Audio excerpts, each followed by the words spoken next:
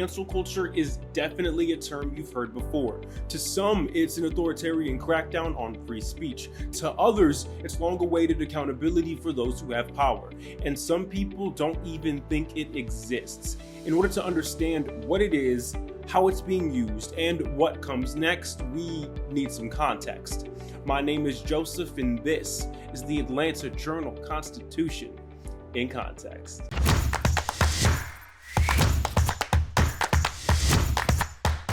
Now, before we talk about cancel culture, we should define cancel culture. Merriam-Webster defines it as the practice or tendency of engaging in mass cancellation as a way of expressing disapproval and exerting social pressure. Now, with that language in mind, the definition of cancel culture essentially comes down to three parts. Number one, the cancellation must be massive, not just a few disgruntled individuals on Twitter. Number two, there must be some expression of disapproval. And number three, there must be an exertion of social pressure. Now, diving slightly more into a definition, I asked a sociologist what he thought. Specifically, I asked Tyler Gay, a PhD student at Georgia State University, who told me, it's funny because cancel culture is such a loaded term, and I think it means something completely different to who you're asking. But largely, I think it's just a metaphor for this thirst for accountability in a world where social norms are just rapidly changing. And I like that definition because it adds some much needed nuance. Cancel seems to be a pejorative when someone thinks the outrage is unjustified. One person's cancel could be another person's accountability based on where you are culturally. Canceling can also be seen as a potent cultural tool used to enforce or establish norms, be it from the left or from the right. Okay, so what do those first three components we talked about actually look like in the real world? First, let's talk about scale, because in order to be canceled, the backlash needs to be substantial. So I spoke to Oronike Odeleye, the co-founder of the Mute R. Kelly movement.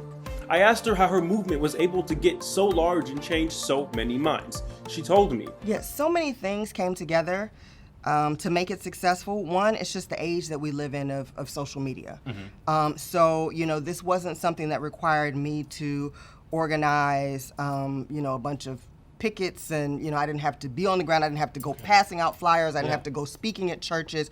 You could put information out to a lot of people in a very quick and easy way. Right. And then because Me Too also was happening at that time, you're at a point where women are standing up and saying, these things happened to me, and getting the support of a community. Whereas before, you were really, to say these things, you were going to the media if they wanted to pick it up, or if they did not want to pick it up, could make or break whether or not you got your message out.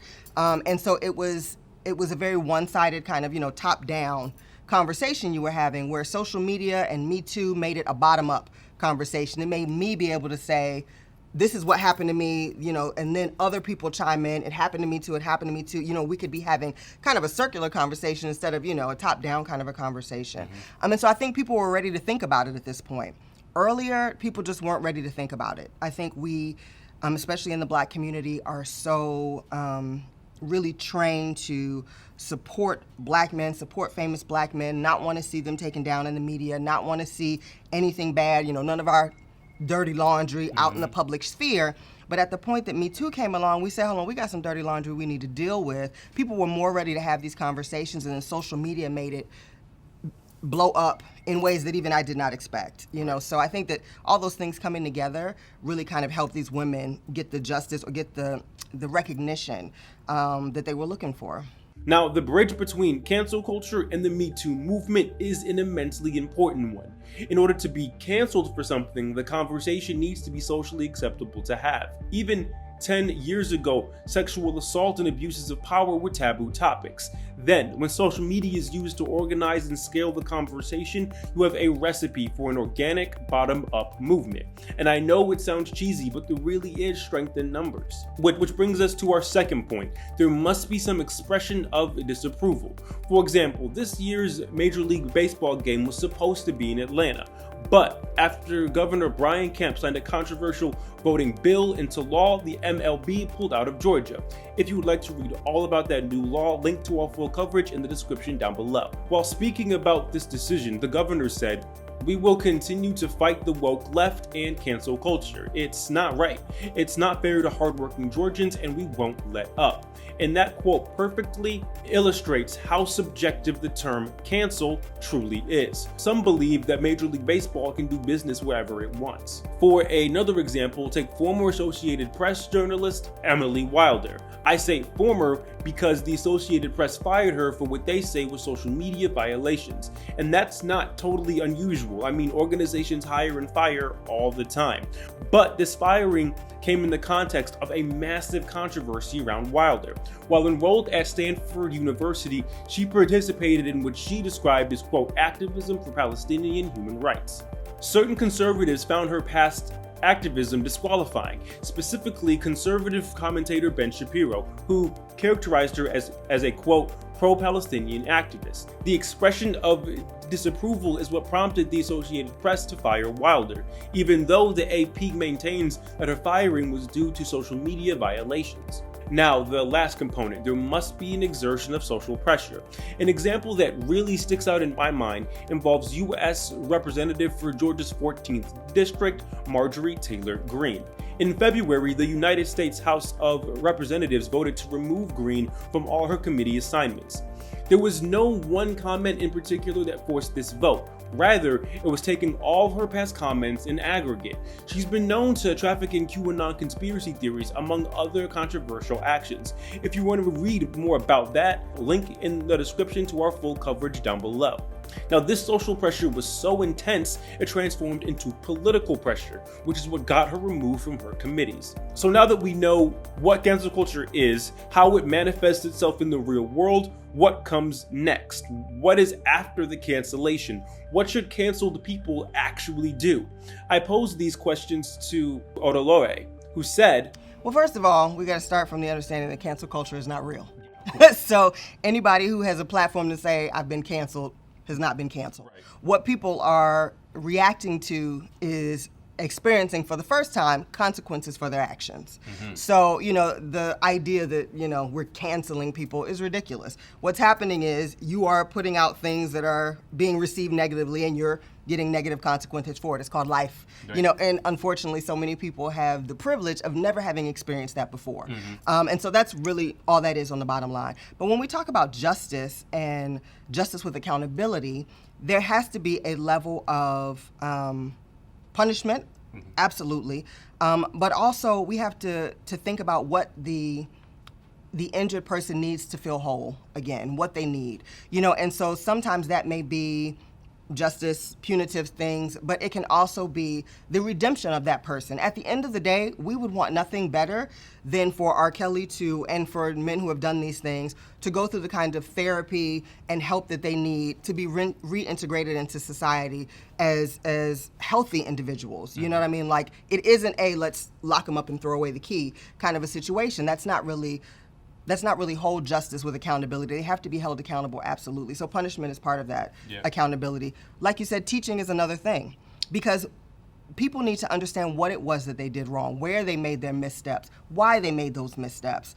And so we want there to be kind of a holistic lens through which you're looking at this for. I don't believe in prison culture. Mm-hmm. That in no way makes our society better. What would make our society better is the kind of rigorous therapy and the kind of rigorous work that these people need to do to understand how it is that they damage their community and what they need to do to fix that. Yeah. When you have somebody like R. Kelly, who has been a predator in our community for decades at this point, you've done a lot of damage. You know what I mean? And so what does your redemption look like? It doesn't look like a video that says, I'm sorry. You know what I mean? And it doesn't look like 20 years in jail and that's it. And poor me, I'm a victim. You know what I mean? Like, it looks like you actually sitting down, doing some work on yourself, and then sitting down with your victims and figuring out, how can I make this whole? Right. And so, that's kind of the lens that I look at it through. And that answer truly gets to the heart of restorative justice, the importance of mental health, and having a conversation with the groups or people the canceled individual might have harmed. I asked Tyler the same question as well, and he touched on some of the very same concepts. One, you're gonna have to, just accept that you're gonna be uncomfortable. Yeah. Because that's just the reality of the system as it exists now. People are, as you said, people are not going to be made happy just by an apology. But I think, if someone tells you that they're hurting, whether it be an individual that you said something to, or whether it be a community that was offended by something that you said or did, I think, perhaps you should ask ways in which you can reconcile for the harm that you've done. And, also know that these communities owe you nothing. So, like, if they don't respond to you and if you hurt them, that's just the reality that you're going to have to deal with. But I think, you should be open to the idea that you need to, one, apologize and try to make it sincere. Obviously, that's subjective, and people are going to interpret that however they, will. But be willing to ask how you can make it better, and then work towards it. And that's all we can do. We're born into ignorance, and we're learning every day. And social media has put so many new issues on the map for all of us, because we are being exposed to different cultures, different peoples who have different issues. And we walk around and say things and do things sometimes, and we don't even know that we're hurting people.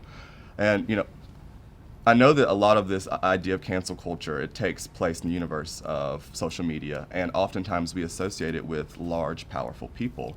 But we need to also recognize that cancel culture is happening outside of social media as well in our local communities, whether good or bad. But people are losing their jobs, people are losing their social networks for things they have said and done, and sometimes things they have said and done a decade ago. And they're being held to the norms of today. Why? Because social media has the ability to take clippets of things that you've done in the past, and whether it was right or wrong, that's pointless. It's brought into the context of the norms today, and it's held to that standard. And there are people who don't even use social media who are being held accountable, not just prominent figures, but people in your own community. And we have to, I think, have a conversation about, do people deserve forgiveness? How does that look? And that's not that's not a collective answer, but that depends on who's been harmed, in my opinion. So, like I said at the beginning of the video, cancel culture is a tool. And my question to you is, how should we use it? While you're down there in the comments leaving your very carefully worded response, go ahead and press that subscribe button if you haven't already. Press the like button if you like this video. Favorite if you really liked it. But as always, my name is Joseph, and this is the Atlanta Journal-Constitution in Context.